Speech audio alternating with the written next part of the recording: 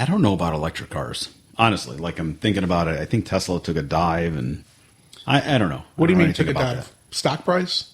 No, I don't. Price per car? I don't follow that. It's like just my gut tells me popularity. Like electric cars are not it anymore. I don't know. I think electric cars, the concept of electric cars is still very popular. I just think the brand Tesla itself has fallen out of favor. Well, like, this might be unpopular. The Tesla truck.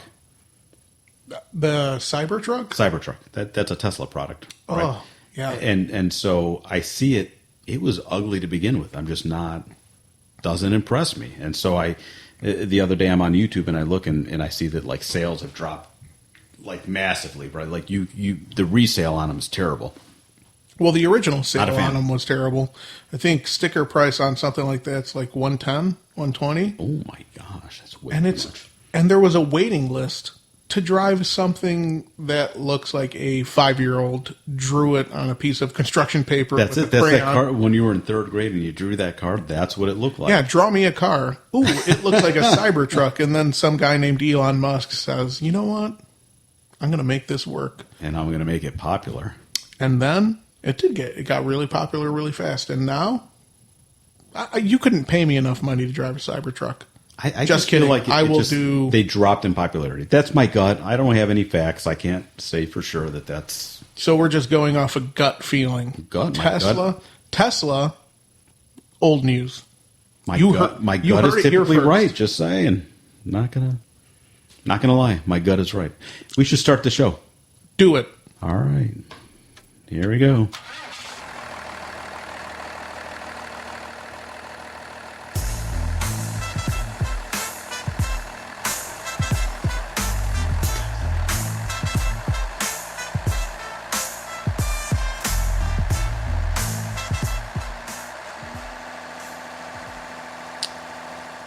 Well, I still drive a diesel pickup truck, so I'm just going to leave it there. We're not going to continue it on, but that's where I'm at. It's 20 years old.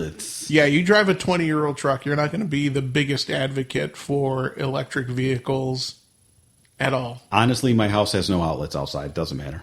I think that's a prerequisite for owning an electric vehicle. Listen, I haven't parked the car in the garage as long as I've lived here, so...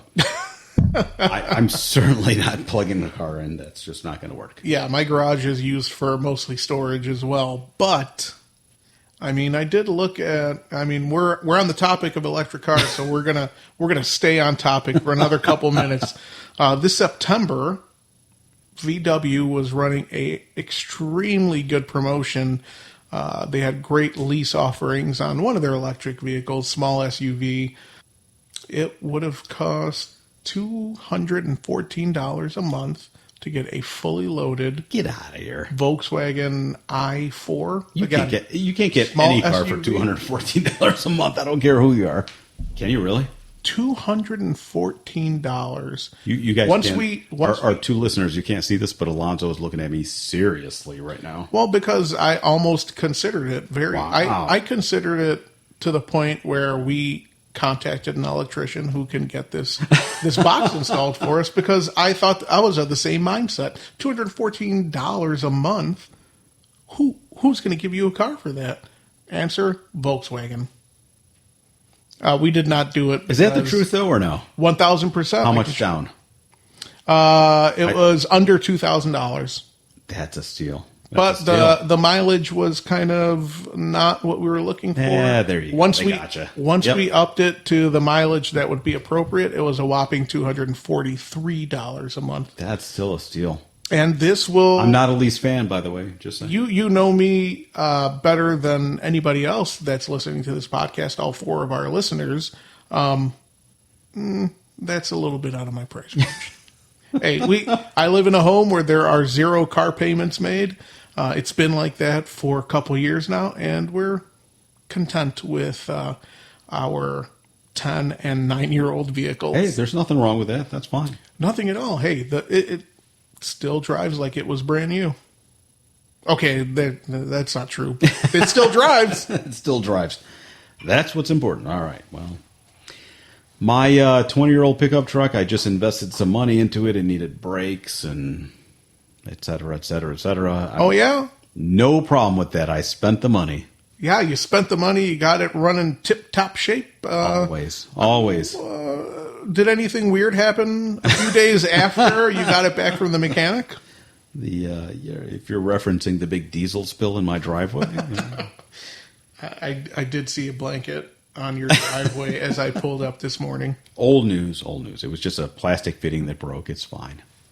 Yeah, it's crazy how cheap plastic, cold weather don't mix. $35 later, I'm back in business. Hey, listen, that truck has 2 tanks. I fill it up, and on average, I probably fill it up once every 2 to 3 months. Well, if I would have bought that electric car, I would have filled it up. Never. Well, but I do drive a 9-year-old Chevy Malibu, and I fill it up at least once a week. The Boo. I love my car. It's comfy. It's got heated seats. What more can you ask for? I mean, I would give you more and more features. It just doesn't have that. Well, I was offered satellite radio recently, but I don't have that option. So maybe you should come drive for Bob's. Anyway, love my old car. It's fine. All right, that's enough about our old cars. What are we going to talk about on our podcast today? You know what's coming up. Oh, boy, do I ever. The 72-hour Blitz. It's going to be just as fun as it was last year. CVSA 2026, the 72-hour Blitz, where basically every weigh station is open, pop-up weigh stations are open, and the CVSA, which stands for the Commercial Vehicle Safety Alliance. This is the group that works with the FMCSA, the Federal Motor Carrier Safety Alliance, and the DOT, Department of Transportation, to create rules and regulations. They're not actually a governing body, but they work with them to create these rules and regulations. They do a blitz every year, and they have focus areas. So every year they change the focus areas. And so they pull trucks in, and they basically give inspections, and then they report on what they find. Okay, and what's going to be the focus of this year's CVSA Blitz? So 2 areas. One of the areas they did year before last, if I'm not mistaken, and it was cargo securement. So they're looking for our carriers securing their cargo properly, right? And think about it. It's not just dry vans like we pull. There's flatbeds, there's heavy haul, there's car haulers, et cetera, et cetera. So they're looking to see if your cargo is secured properly. And then the second focus area this year is going to be tampering with ELDs. Did you know that's a thing? Oh, 1,000%. So we get an email pretty regularly from the FMCSA talking about which ELD providers are being put out of service. They're being dismantled and discredited, right? And you know, we have an ELD provider. We won't mention their name, but we have an ELD provider, which is one of the big ones. No, we have not been paid for the sponsorship. But you know, there's a lot of ELD providers out there, and so one of the things that I've been enlightened to in the past few years is how many of those are easily hacked. Yeah, did you know that's the thing? I was shocked, honestly. Yeah. Outside of simply taking your tablet and throwing it out the window, which is a huge no-no. Don't do that. Please don't do that. Even though we've told you multiple times that it's worth less points than an hours of service violation. We only say that jokingly, and you guys can't see it, but I'm winking. Please don't do that, because we would never ask any of our drivers to run outside of the law or fudge their law books, shall we say, in order to get ahead, get close, do whatever they need to do, right? We're not that type of organization. But there are a lot of companies out there and a lot of people, a lot of hotshots, let's call them, that just don't care. Chameleon carriers, they call them, yeah. Yeah, they have multiple tablets running different ELD systems, and they have different placards that they put on their vehicles. That's right. And they run outside of the law. There's always somebody out there trying to outsmart the system that we're working on. Yeah, and so the FMCSA does the best job they can to get rid of those ELD providers that are easily hacked, right? Or that promote hacking. For example, there are ELD providers that on surface level look legit. However, they have, let's say, European counterparts that advertise, we can help you edit your logs. Not the case here. We don't make runs that require our drivers to cook the books, so to speak, right? Not a thing at Bob's. All of our runs are set up so that they can be accomplished within the legal logbook parameters. Never need to cook anything. However, a lot of ELD providers have this, we'll call it European counterpart or offshore, overseas, etc. You put whatever moniker you want on it. There are these companies out there that can hack your ELD so that you can make it look like you're running legally, but you're actually not. And so CVSA this year is doing a crackdown on that. So we have nothing to worry about. I mean, obviously, I know the company that we're using is reputable. We can't hack into it. We have two-factor authentication. So if anybody ever has to edit a logbook, it requires two different people to certify it. We have no issues. But that is one of the areas of concentration this year. So, and frankly, I'm glad they're doing it. Yeah, I'm very much looking forward, right, to the result and the findings of this blitz. Typically takes a couple weeks to get the results. But once they put that information out there, we're definitely going to share it with everybody because it's important. It's important to know what separates us from everybody else and what makes us the gold star trucking company, right? Like I would say that we are at the elite level up there with all the other greats. I would challenge people to look at other companies and see who has the routes, benefits, equipment, culture that we have. Who can compare to that? I would challenge you to go out there and look at it. We are the gold star standard, and we would never require a driver to falsify logs, etc. Right? That just doesn't exist here. It's not in our DNA. So wholeheartedly, I'm glad to see this as one of the concentration points of the CVSA 2026 Blitz. I can't wait to see what the results are. Last year, we had like 18,000 people were ticketed because of the Blitz. And it would be fair to say that last year's inspection during CVSA 72-hour Blitz and brake inspection week last year, we had no failed inspections. Yes, 100% zero failed inspections. And that's what we expect. Every time. And I expect this year to be no different. Now, this is a very easy expectation because we're not operating in a way that we have to worry about these things. Yeah. Cooking books is not something that we need to do in order to get our jobs done on a daily basis.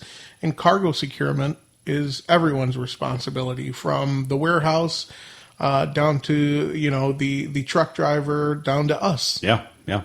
We've all got expectations that we've got to meet, and I think that we do a great job of meeting them. And frankly, because of the dry van freight that we run, cargo securement is not typically an issue for us.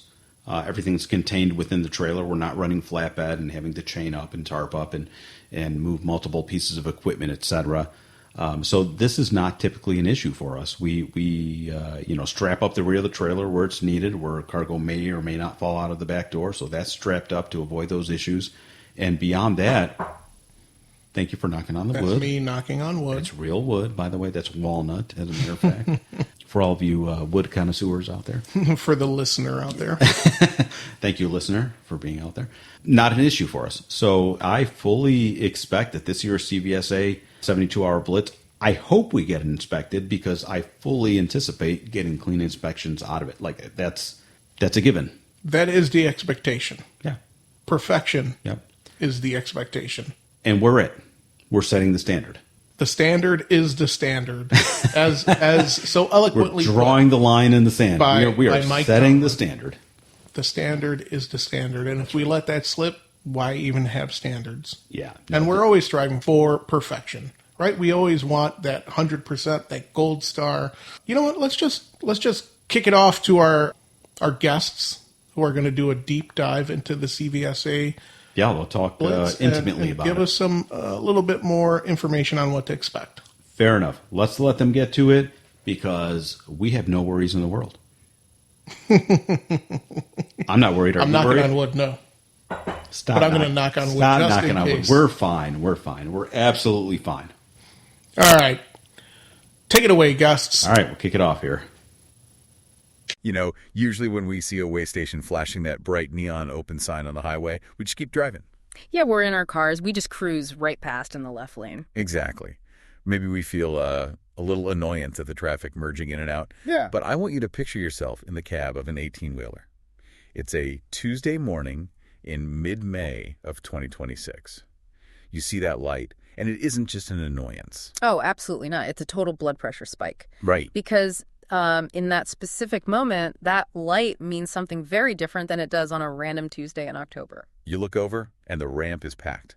Lines of trucks are just spilling out onto the shoulder. Police cruisers are parked on safe, level spots on the grass, lights flashing. It looks like a coordinated operation. Because as we found out looking into our sources for this deep dive, it is. It's a dragnet. That's really the only word for it. You're describing a very specific 72-hour window, May 12th through the 14th, 2026. This is the CVSA International Road Check. And when they say international, they aren't kidding. This is happening simultaneously across Canada, Mexico, and the United States. I've heard it described as the Super Bowl of safety inspections, which, implies there are winners and losers. There are definitely losers, but instead of losing a game, you're losing your ability to earn a living. If you get tagged with an out-of-service violation during this blitz, you are parked. Period. Wow. Yeah, the cargo sits, the money stops, and the schedule is completely blown. And for this deep dive, we've pulled together the official playbook, the actual inspection procedures, and the industry intelligence to figure out exactly what the referees are looking for this year. And it's not just a random kick the tires kind of situation. We're talking about a rigorous 37-step process. It's known as the North American Standard Level Eye Inspection. It is exhaustive. Oh, it is the most thorough inspection there is. It covers absolutely everything, from the driver's medical history down to the tension on a single cargo strap. But here is the hook, and this is the main mission of our deep dive today. Every year, the CVSA picks a specific target, a theme for the Blitz, basically. And for 2026, the crosshairs are on something that feels very high-tech and, honestly, a little bit like a cybercrime novel.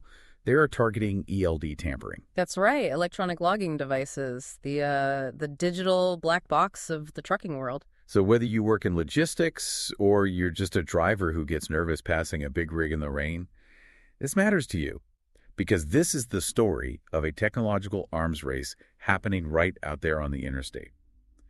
So let's unpack this. Why ELDs? I thought the whole point of mandating these computers was to make cheating impossible. Yeah, that was the dream. I mean, the logic was pretty set. And humans lie, but computers don't. Right. If the truck is moving, the computer records it. But as with any technology, as soon as you build a better mousetrap, someone builds a smarter mouse. To understand why this is the primary focus for 2026, we have to look at the data from 2025. It was alarming. Lay the numbers on us. Last year, falsification of the record of duty status, which is basically lying about how long you've been driving, was the #2 driver violation overall. We're talking about 58,382 violations. And really 60,000. That is massive. That isn't just a few bad apples. That's a systemic issue. It really is. And if you zoom out and look at the top 10 driver violations overall, 5 of them, literally half, were related to hours of service or ELDs. So despite the digital mandate, the problem isn't going away. It's just evolving. The cheating has gone digital. Okay, so how do you even cheat on a digital log? I assume it's not like the old days where you just used a different colored pen or ripped a page out of a loose leaf paper logbook. No, it's much more sophisticated now. It's a digital cat and mouse game. The inspectors are seeing methods that are frankly baffling in their boldness.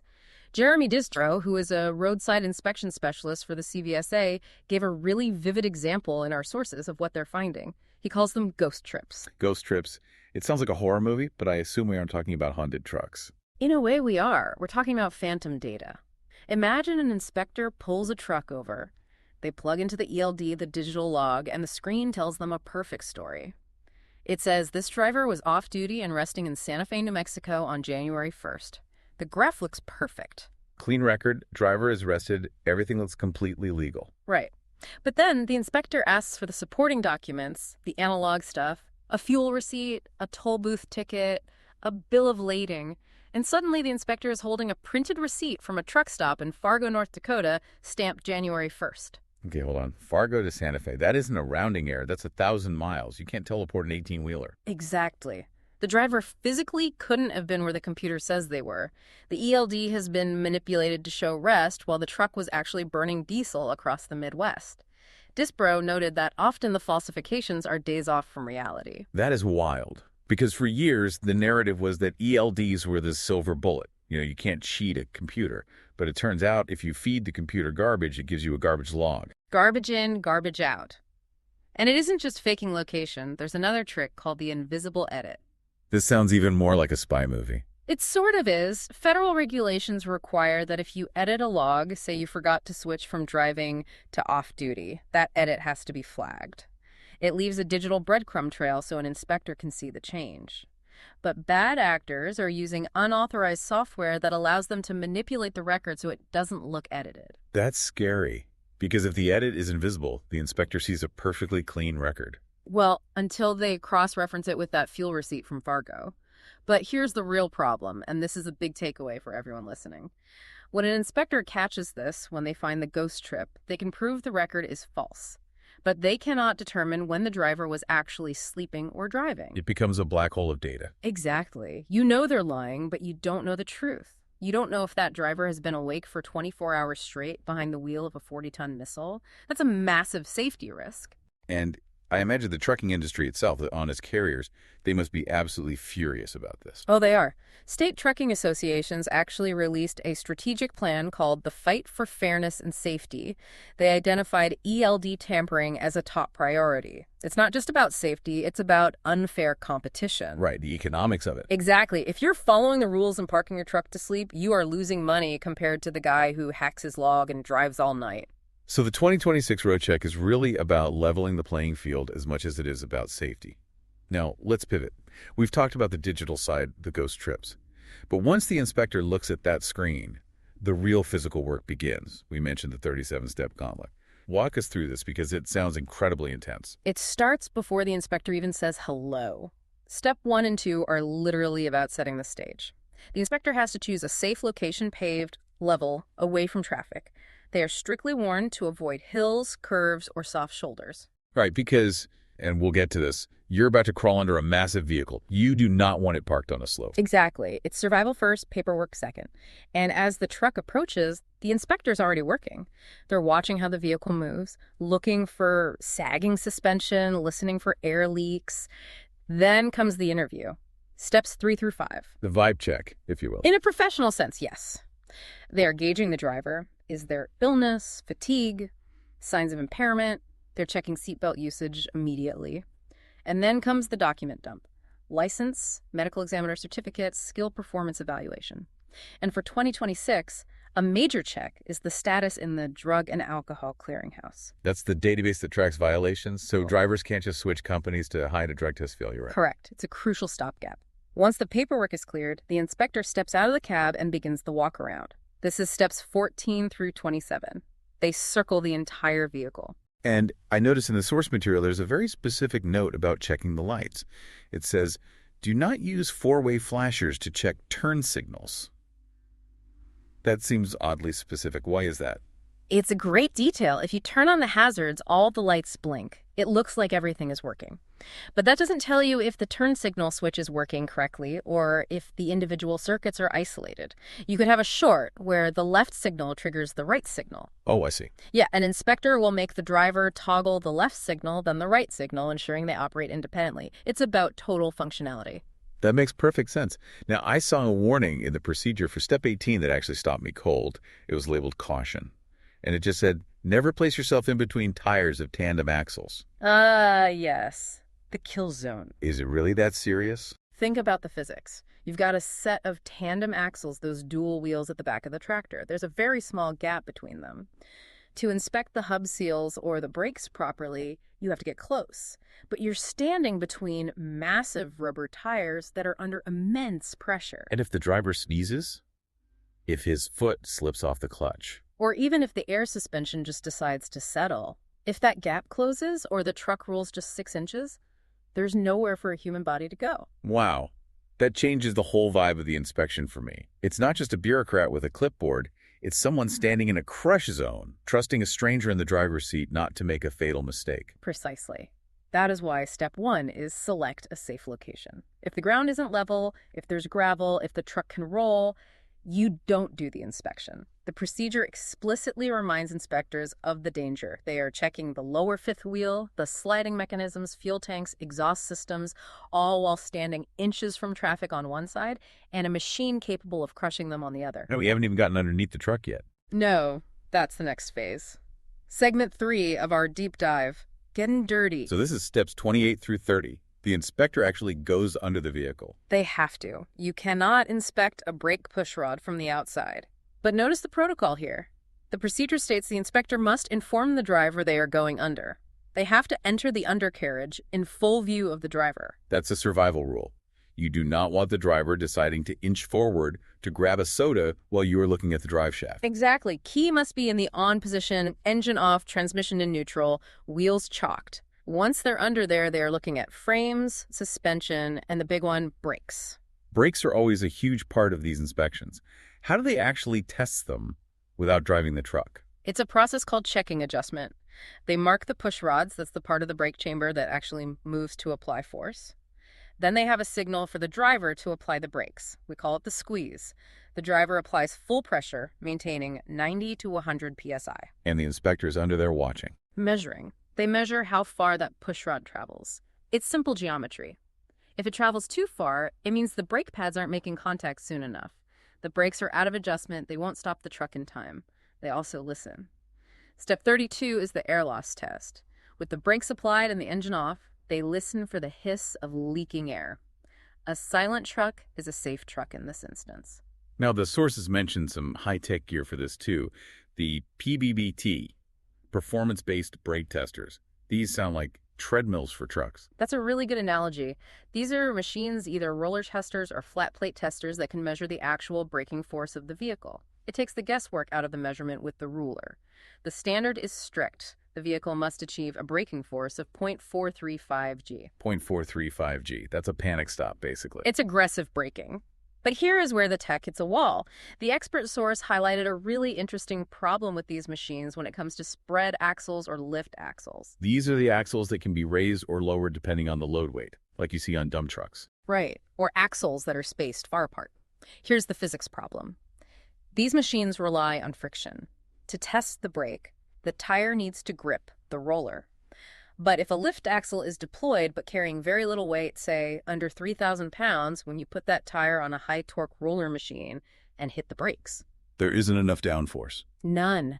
The wheel just locks up and skids across the steel roller. It's like trying to brake on black ice. So the machine screams failure because the wheel stopped spinning, but it didn't actually measure the stopping power. Exactly. It measured the skid, not the brake pads, so you get a false fail. The inspectors actually have to trick the machine. They use ramps or remote weights to artificially push the truck down just to get the test to work. It's a perfect example of why you can't just rely on the pass or fail light on a machine. You need a human who understands the physics of the truck. Speaking of physics, we have to talk about the other big focus for 2026 besides the ELDs. Cargo securement. This is huge and terrifying for anyone driving behind a flatbed. The stats here are unsettling. In 2025, there were over 18,000 violations for cargo that was leaking, spilling, blowing, or falling. And another 16,000 for unsecured vehicle components, things like dunnage, which is the lumber used to prop up cargo. 18,000 leaking or falling loads. That's 18,000 potential accidents. I mean, we've all had that final destination moment driving behind a logging truck, right? Absolutely. And the physics are unforgiving. Improper tie-downs affect the maneuverability of the truck. If the load shifts in a turn, the center of gravity moves and the truck tips over. But the road debris issue is what causes those sudden swerve accidents for passenger cars. So inspectors are checking chains, straps, tensioners, and the structural integrity of the trailer body itself. Okay, so we've done the digital check for the ghost trips, the walk around for the lights, the undercarriage for the brakes, and check the chains on the cargo. Now comes the moment of truth. Pass or fail. What happens if they find something? It depends on the severity. If it's a minor defect, maybe a marker light on the side, they know it, and you have to get it fixed within 15 days, but you can drive away. But if they find a critical violation like the brakes out of adjustment or a flat tire or that falsified ELD we talked about, the vehicle or the driver is placed out of service, oh, That means they are stuck right there. immediately restricted. The truck does not move until that brake is fixed. A mechanic has to come out to the weigh station. Or, if it's an hours of service violation, the driver does not drive until they have taken their mandatory 10-hour break. For a logistics company, this is a nightmare. It kills the schedule. But there is a flip side, the golden ticket. The CVSA decal, I love these. If a vehicle passes a level I inspection with no critical violations, the inspector slaps a color-coded decal on the windshield. It's valid for 3 months. Like a hall pass. It signals to other officers, hey, this truck was just checked. It's safe. You don't need to pull it over again right now. It saves the driver time and hassle for the next quarter. It's a real incentive for maintenance. It basically says, I survived the gauntlet. Before we wrap up, I want to touch on something you mentioned earlier, the human element. We have all this tech ELDs, PBBTs, databases, but at the end of the day, it sounds like a lot of this comes down to an officer looking a driver in the eye. It really does. You can't automate step 3, observe the driver's overall condition. An ELD can tell you if a driver is legally allowed to drive, but it cannot tell you if they have the flu, or if they are going through a messy divorce and haven't slept in 2 days, or if they smell like alcohol. The machine can't pick up on vibes. Exactly. The source material emphasizes checking for apparent signs of impairment. That is purely human intuition and training. The inspector is the final firewall. It is reassuring, in a way, that despite the digital cat and mouse game with the ghost trips, there are skilled boots on the ground making those judgment calls. Absolutely. The technology aids the process. It helps spot the patterns, but the safety net is built by the people conducting these 37 steps. So let's bring this home. We've looked at the 2026 road check from the software to the lug nuts. What is the big picture here? The big picture is that we are in a transition period. We are seeing a clash between the digital world and the physical world. On one hand, we're fighting digital fraud people hacking their logs to drive longer because the economics of the industry push them to do it. On the other hand, we're fighting gravity and friction brakes wearing out, cargo coming loose. The 2026 road check is trying to straddle both those lines. It's a reminder that a safe truck needs more than just a passing computer score. It needs good brakes, secure chains, and rested driver. Exactly. And for you, the listener, next time you pass a weigh station in mid-May and see that line of trucks, know that there is a massive effort happening there. They're looking for the ghost trips and the loose chains. Here's a thought to leave you with today. We are moving toward a world of automated enforcement, self-driving trucks, and purely digital logs. But as we learned with the ghost trips, data can be faked. A fuel receipt in Fargo doesn't lie, and a pushrod that moves 3 inches doesn't lie. It raises the question, if the records can be hacked, will we ever truly be able to trust the data, or will the physical boots on the ground inspection always be the only source of truth? Something to think about the next time you merge onto the highway. Drive safe, everyone. Safe travels.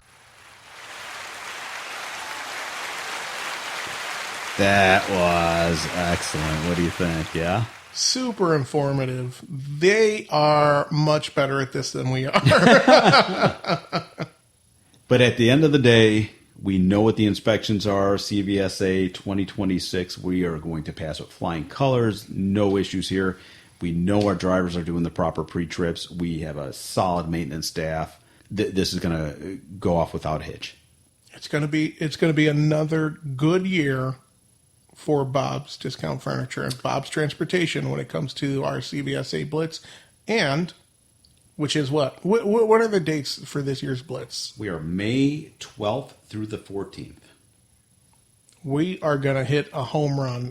Fingers crossed for at least an inspection or two. It'd be nice to get a couple. 10. It would be nice to see some trucks out there with a sticker for a level 1 inspection during CVSA Blitz. Come on, TC5, you always come through. Yeah, with all the inspections they get throughout the year, it was shocking that They are the clear leaders, right? I think they account for 70% of our inspections. 68 to 72% on average, yeah. Yeah, DC5 is killing it out there. They are getting inspected more than anybody else in the company, so kudos to you for keeping it up. Yeah, and the more clean inspections you guys get, the more $50 bonuses you're going to get sent your way. Speaking of clean, everybody should see the cardigan that Alonso is wearing today. Oh, man. How many safety guys do you know that wear cardigans like he does?